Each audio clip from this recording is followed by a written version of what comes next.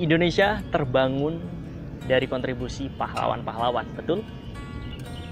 Dari mulai pahlawan yang dikenal dan dikenang seperti Bung Karno, Bung Hatta, Tan Malaka, Cut Nyak-dien, Jenderal Sudirman, dan masih banyak lagi, sampai pahlawan-pahlawan yang mungkin kita tidak kenal dan mereka juga ikut berkontribusi untuk kemerdekaan Indonesia.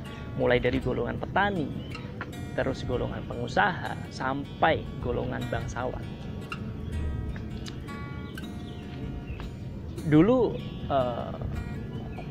mereka berkontribusi untuk Indonesia dengan berbagai macam peran.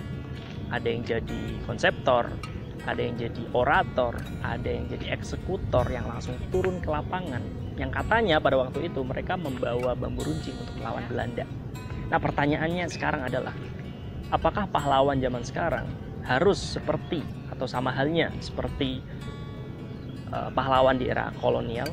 Jelas tidak. Setiap generasi pasti punya tantangannya tersendiri, dan setiap generasi pasti punya alat untuk menghadapi tantangan-tantangan tersebut. Ini era digital. Ini saatnya perang narasi. Siapa yang memegang teknologi, siapa yang ahli di dalam teknologi, dialah pemenangnya.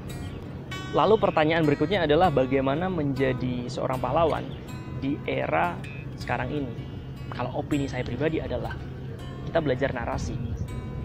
Kita belajar bernarasi, kita belajar untuk membuat konten-konten yang positif untuk membanjiri dunia maya. Karena kalau kita nggak aware terhadap iklim dunia maya, bisa jadi dunia maya akan dipenuhi dengan konten-konten negatif, seperti konten-konten perpecahan, konten-konten anti perdamaian. Kita lihat sekarang hampir semua orang menggunakan sosial media dan juga menggunakan internet untuk mendapatkan informasi. Jika di dunia maya atau di internet konten-kontennya negatif, maka pengguna sosial media bisa jadi pemikirannya juga negatif. Begitupun sebaliknya, ketika kita membanjiri dunia maya dengan konten-konten positif, mereka akan terdampak dan impact-nya adalah pemikiran mereka juga positif.